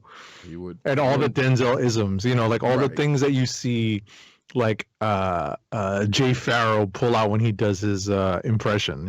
Yeah. Charles Xavier ain't got nothing on me. Yeah, right. All right. Oh my God. Yeah. Next up, though, but the DeWanda Wise, there's been a couple of rumors around here. I think DeWanda Wise was supposed to play Monica Rambeau at some point, and they couldn't do it. But and again, this is a rumor and a report, and so it's and there's been a couple other people eyed for that role. So we'll see how that shakes out. Next up. I was about to say it would be good, like she would be good. She's unfortunately a little. I'm not being ageist or anything, but she's already like a little older. Yeah. Hey, so if they're gonna cast her, they're gonna have to get a bunch of movies under her belt right away. Yeah. We'll see where they go with any of that. But next up, though.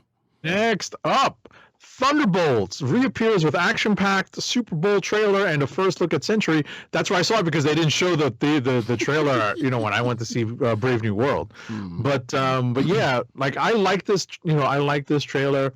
They're doing a good job of playing the characters off each other. Everyone except for Ghost and Taskmaster. So but. Those are probably the least developed of these characters, so that makes sense. What did you think? Yeah, it was a fun trailer. I thought, and like I said before the show, people are still doing the whole it's just Suicide Squad, and I can kind of see it, but at the same time, we should give it a little something because even with this trailer, it feels like it's doing something a little different. With potentially anyway, I should say. So, it's an interesting crew to have together. Put it that way. If Bucky doesn't punch John Walker in the face just once, there's a missed opportunity there. That's all I'm saying. That's all I'm saying. Wyatt Russell, respect to you and your dad, whatever, man, but punchable face. That's all I'm saying. And John Walker. That's enough said. Anyway, next up. An international poster may have just explained the Thunderbolts whole asterisk deal. So I had another thought about this, but we'll get into that because I don't know if this article is on. So, so Marvel's gone to the great lengths to regularly remind us that the movie is actually titled Thunderbolts asterisk.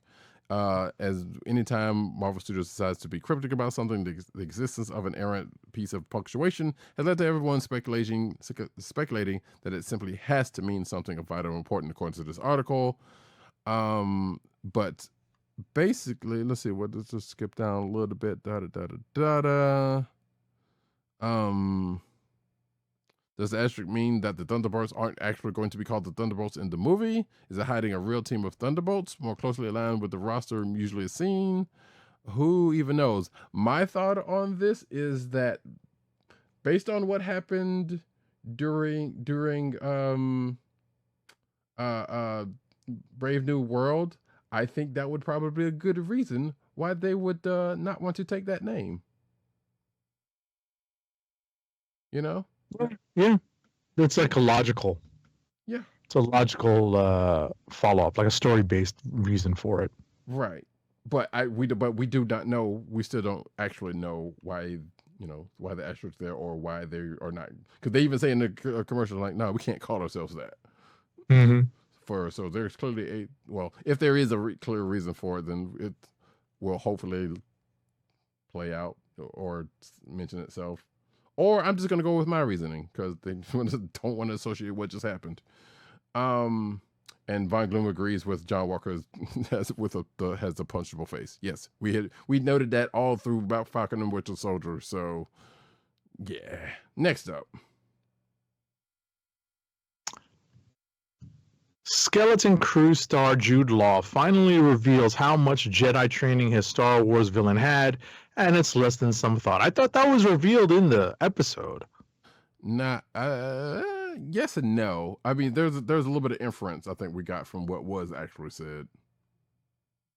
This is that personally, anyway. I'm not sure because there was something that said he didn't get a whole lot of training, but I guess this is adding on to that basically. Okay, what did he say here? That's what I'm trying to filter out all this stuff. Yeah, it is a Screen Rant article after all.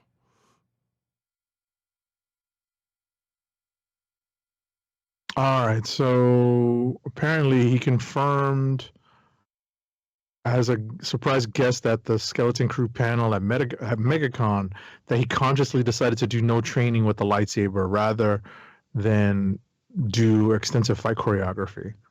He's done stunts with the sword before, but he was essentially making it up as he went along.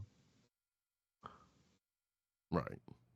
So. He basically said, quote, "We kind of like the idea that he had zero lightsaber experience." Okay. Sure. Next up, Grant Gustin says he's open to returning as the Flash, but he has one request. And that request, and that was, you mentioned this during a recent appearance of the Inside of You podcast with Michael Rosenbaum. The actor discussed potentially reprising the character that anchored the CW's superhero programming for nearly a decade.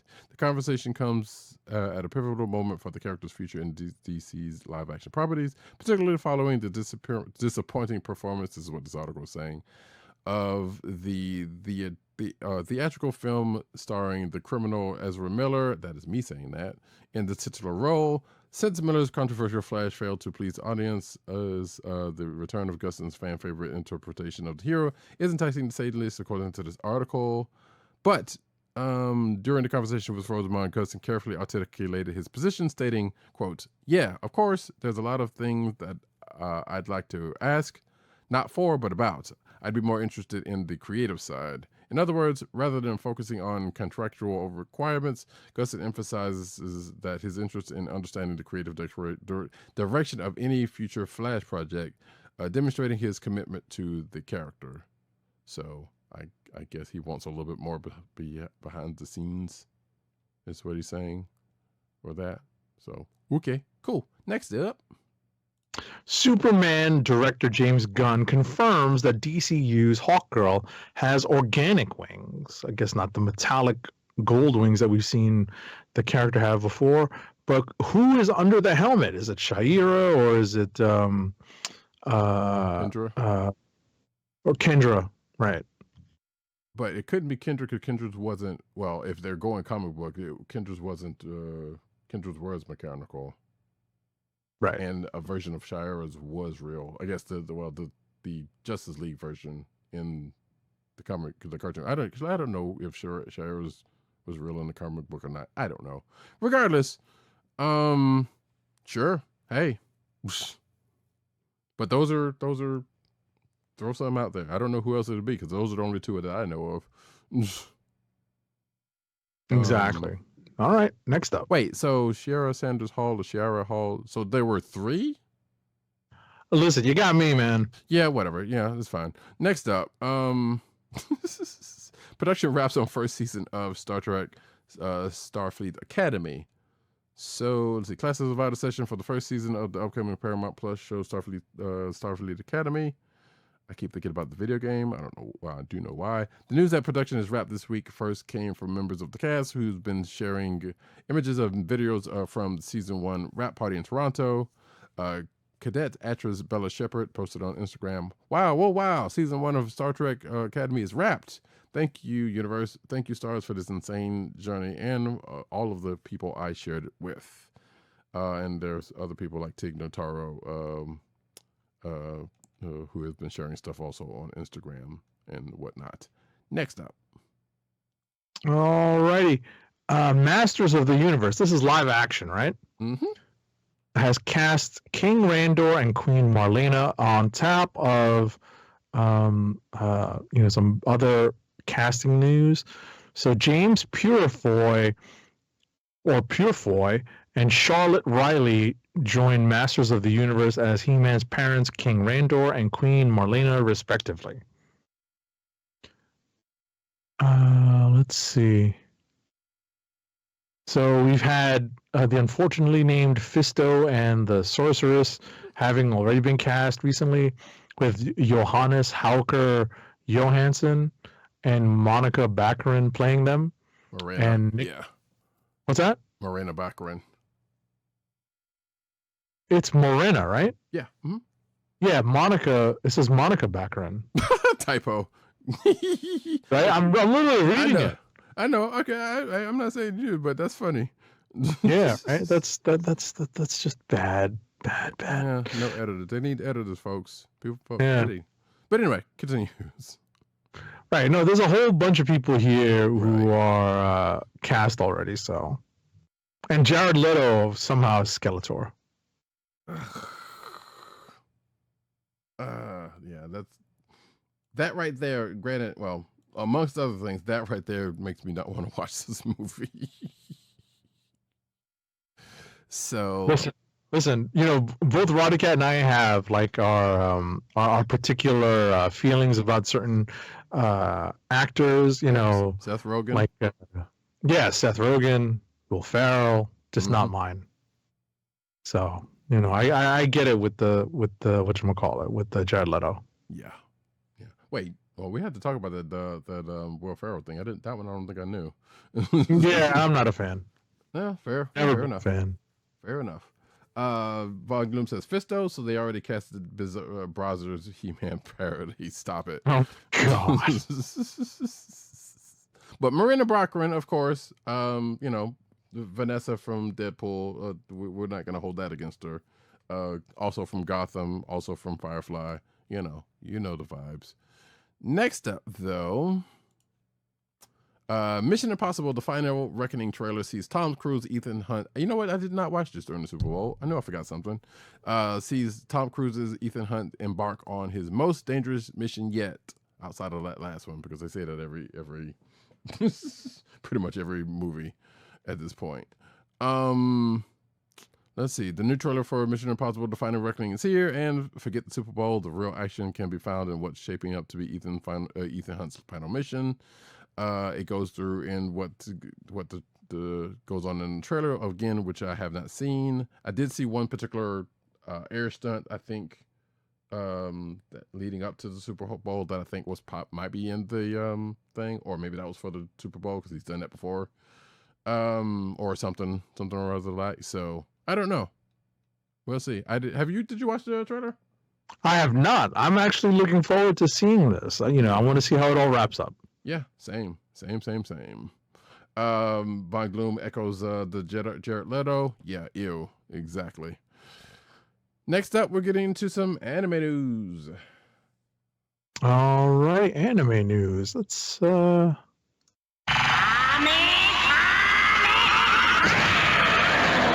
Perfect. Go ahead, go for it. I will. I was reminding myself of what Marlena Baccarin was in. Dragon Ball Daima producer confirms the series was a GT remake. Okay. So ever since Dragon Ball Daima's concept was introduced to shonen fans, many longtime Z Fighter enthusiasts couldn't help but think of a past Grand Tour Dragon Ball GT might not have been canon, but its influence and legacy has long been a part of the shonen franchise. Let's see. In a new interview with the latest anime's producer, Akio Iyoku, explains that Daima was specifically created as a way to reintroduce the original series that transformed Son Goku into his younger self once again. It makes sense. I kind of wondered because when I heard the premise of Daima, I was like, they basically just doing GPT over again, except for with Toriyama behind the wheel, actually. Right. So, so yeah, absolutely makes sense. Absolutely makes sense. I still have yet to watch Daima, by the way, but I'll get to that soon because I hear it's about to finish. No, it's good. Apparently, Ikoyu revealed that the original plan for Daima was to follow in GT's footsteps by only making Goku transfer into a child. Dragon Ball creator Akira Toriyama came up with the idea to have the entire cast transformed. Okay. Right. Because if they had just kept it to Goku, then people would have been like, so why are they redoing GT again? Mm-hmm. So, yeah, like I said, it makes a lot more sense. Von Gloom says Daima is definitely enjoyable and certain GT form is now canon. Interesting. Okay. Right. I didn't get through all of GT, which, yeah, what it is what it is. I was told to stay away from it. Yeah, like unless you want to do just some science to see, for your own benefit to see what it's about, that's probably what it's good for. But GT wasn't great from enough to what I saw. I mean, you got a little bit more on Pan, but hey. Right. Anywho's, live-action GUNDAM movie enters full production as Bandai drops Netflix partners with Legendary Pictures. Wait, did we not do this one last week? We might have done this one last week. But I apologize if we had. If not, no, we didn't. Okay. It's all good. I feel like I don't know why this story feels familiar, but anyway, thundering confidently into production this past week, Bandai Namco and Legendary's big budget live action Gundam movie is already assembling with recent news of start of filming. This Mobile Suit Gundam project, based on the insanely popular toy and anime line, was originally revealed back in 2018 with Brian K. Vaughan reportedly to write the script. It's mostly been radio silence ever since, and fans were beginning to seriously doubt whether it would ever suit up for the silver screen. Let's see. Untethered to any official title, this Mobile Suit Gundam sci-fi adventure is written and directed by Sweet Tooth Jim Mickle. The Gundam movie was originally going to be produced in partnership with Netflix, which would have certainly seen it launch straight onto the streaming service, but that partnership with Legendary means we'll be getting a full theatrical release. So there you go. Von Gloom says the only good thing about GT was Oob getting some time to shine and becoming whole. Yeah, okay, cool. Nice. There's not much more to that. I guess we know too much more about. Yeah, there's no plot summaries, there's no casting, no release dates or anything about this live action Gundam movie. Boy, please don't let them fuck up this Gundam movie. That's all I'm asking. We've had too many live action mech things that were actually halfway decent for them to fuck up a Gundam movie. That's all a live action Gundam thing. That's all I'm saying. Next up. All right, let's see here. Closing up some tabs. Alrighty. Oh, so we're in manga? Comic book news. Yeah. Oh, comic book news. Okay. So.